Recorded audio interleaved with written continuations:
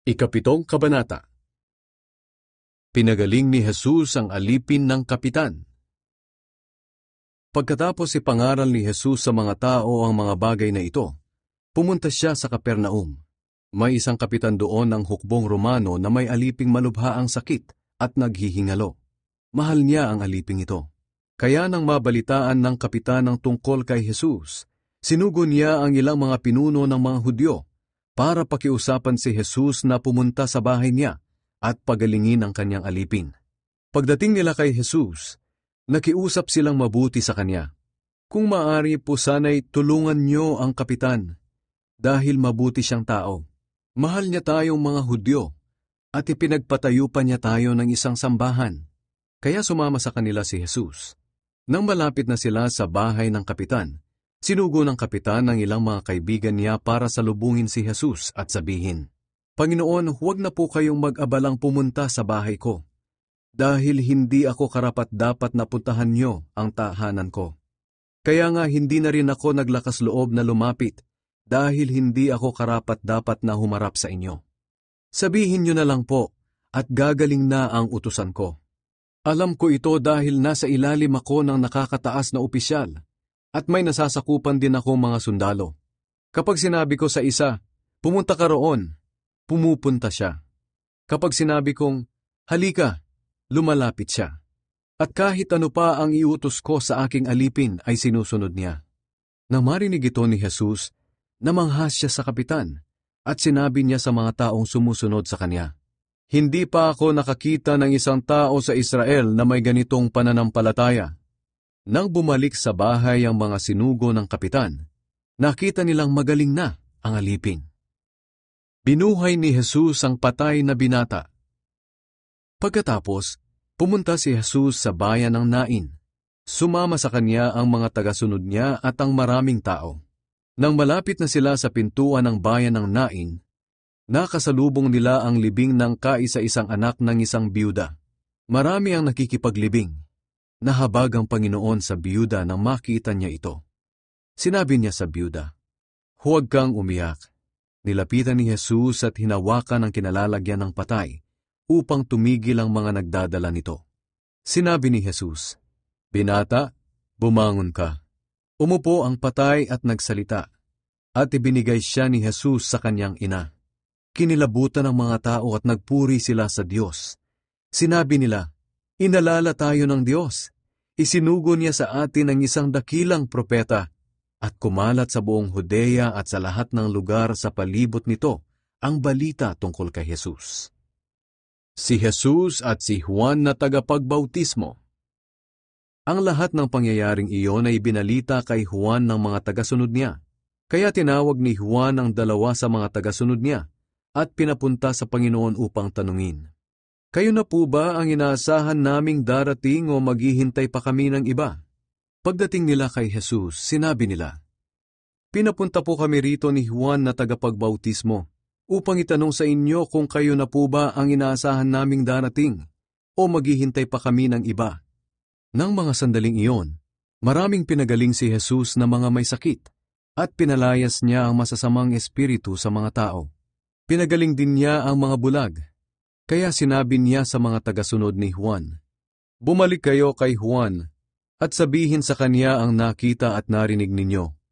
Nakakakita ang mga bulag, nakakalakad ang mga lumpo, gumagaling ang mga may malubhang sakit sa balat, nakakarinig ang mga bingi, muling nabubuhay ang mga patay, at ipinangangaral sa mga mahihirap ang magandang balita. Mapalad ang taong hindi nagdududa sa akin." Nang makaalis na ang mga taong inutusan ni Juan, nagtanong si Jesus sa mga tao tungkol kay Juan, "Noong pumunta kayo kay Juan sa ilang, ano ang inaasahan ninyong makita? Isang taong tulad ng talahib na humahapay sa ihip ng hangin? Pumunta ba kayo roon upang makita ang isang taong magara ang pananamit? Ang mga taong magara ang pananamit at namumuhay sa karangyaan ay sa palasyo ninyo makikita. Pumunta kayo roon para makita ang isang propeta, hindi ba? Totoo, isa nga siyang propeta. At sinasabi ko sa inyo, higit pa siya sa isang propeta. Siya ang binabanggit ng Diyos sa kasulatan. Ipapadala ko ang aking mensahero. Mauuna siya sa iyo upang ihanda ang dadaanan mo. Sinasabi ko sa inyo, walang taong isinilang na mas dakila pa kay Juan, ngunit mas dakila pa sa kanya ang pinakahamak sa mga taong kabilang sa kaharian ng Diyos. Nang marinig ng mga tao pati ng mga maniningil ng buwis ang pangangaral ni Jesus, sumang-ayon sila na matuwid ang layunin ng Diyos, dahil nagpabautismo pa nga sila kay Juan. Pero ang mga Pariseyo at mga tagapagturo ng kautusan ay tumanggi sa layunin ng Diyos para sa buhay nila, dahil hindi sila nagpabautismo kay Juan. Sinabi pa ni Jesus, "Sa anong bagay ko maihahambing ang mga tao ngayon? Kanino ko sila maihahalin tulad? Katulad sila ng mga batang nakaupo sa plaza at sinasabi sa kanilang kalaro, 'Tinugtugan namin kayo ng tugtuging pangkasal, pero hindi kayo sumayaw. Umawit kami ng awit para sa patay, pero hindi kayo umiyak.' Katulad nila kayo. Dahil pagdating dito ni Juan na nakita ninyong nag-aayuno at hindi umiinom ng alak, sinabi ninyo, 'Sinasaniban siya ng masamang espiritu.' At nang dumating naman ako na anak ng tao, nakita ninyong kumakain ako at umiinom. Ang sabi naman ninyo, 'Ang taong iyan ay matakaw at lasenggo, at kaibigan ng mga maniningil ng buwis at ng iba pang makasalanan.' Ganoon paman, ang mga taong sumusunod sa kalooban ng Diyos ay sumasang-ayon sa ipinapagawa ng Diyos sa amin." Pinuhusan ng pabango si Jesus. Inanyayahan si Jesus ng isang Pariseyo na kumain sa bahay niya. Pumunta naman si Jesus at kumain doon. Sa bayang iyon ay may isang babaeng kilala sa pagiging makasalanan.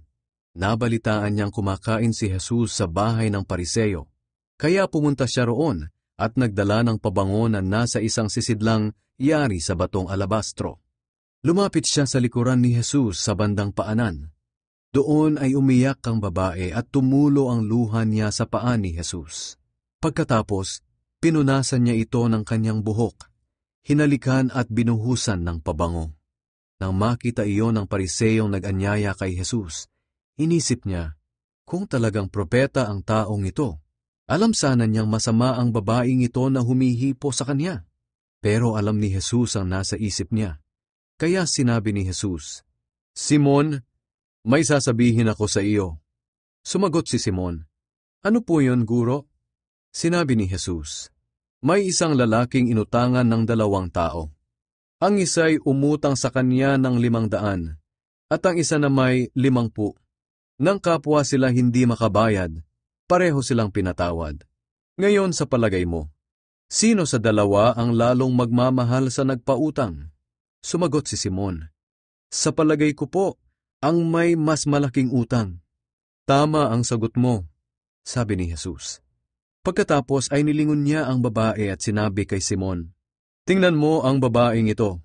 Nang pumasok ako sa bahay mo, hindi mo ako binigyan ng tubig na ipanghuhugas sa paa ko.